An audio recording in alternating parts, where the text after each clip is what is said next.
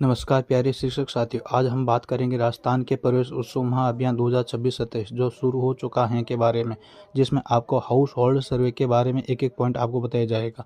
आपको कोई गलती नहीं करनी है, पूरा वीडियो देखना और समझना है, नहीं तो आपको दोबारा सर्वे करना पड़ सकता है। साथियों, यह आदेश कार्यालय निदेशक माध्यमिक शिक्षा राजस्थान बीकानेर से 25 मार्च 2026 को जारी किया गया है, जिसमें यह बताया गया है कि राजस्थान के समस्त राजकीय विद्यालयों में प्रवेश उत्सव महाअभियान 2 चरण में चलाया जाएगा, जिसमें विद्यालयों में नामांकन की अभिवृद्धि होगी। इस अभियान के अंतर्गत अनामांकित बच्चों जैसे जो बच्चे कभी विद्यालय में गए ही नहीं और ड्रॉप आउट बच्चे जैसे सरकारी विद्यालय में पढ़ते थे, फिर विद्यालय के द्वारा एनएसओ किया गया है, जिनकी उम्र 3 वर्ष से 18 वर्ष तक की हो का प्रवेश उत्सव अभियान चलाया जाएगा। प्रवेश उत्सव का प्रथम चरण जो 27 मार्च 2026 से 25 अप्रैल 2026 तक चलेगा, जिसमें आपको केवल 4 ही दिन घर घर जाकर बच्चों का सर्वे करना होगा।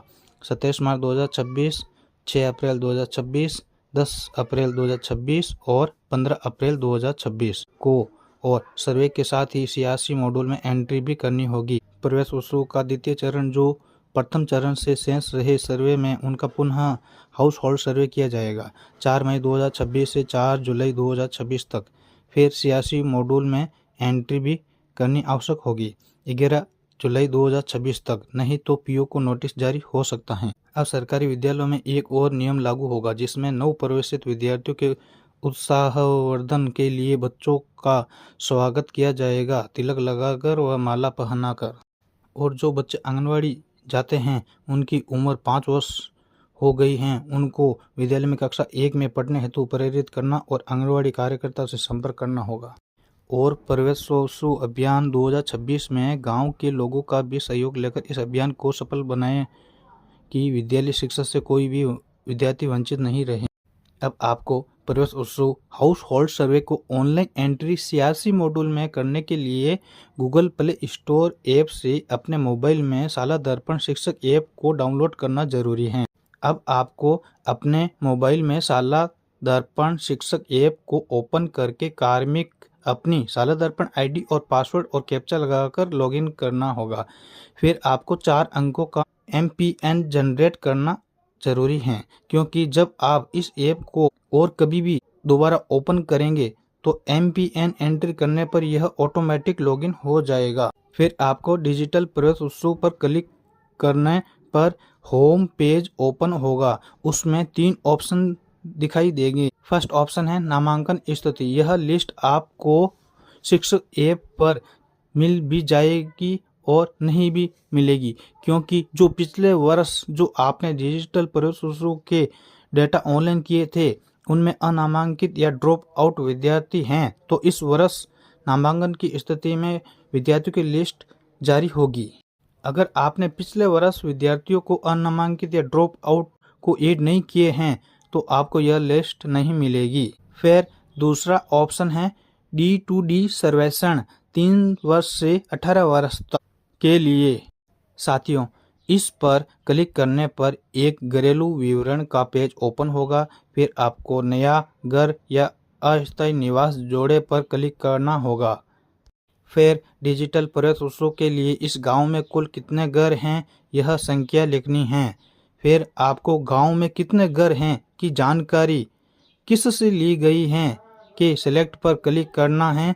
फिर आपके सामने इस प्रकार एक लिस्ट ओपन होगी, जिसमें घरों की संख्या की जानकारी मिली है, वो यहाँ पर सेलेक्ट करें। जैसे बीएलओ के द्वारा घरों की जानकारी मिली है, तो बीएलओ पर क्लिक करके आपको सहजे पर क्लिक करना होगा।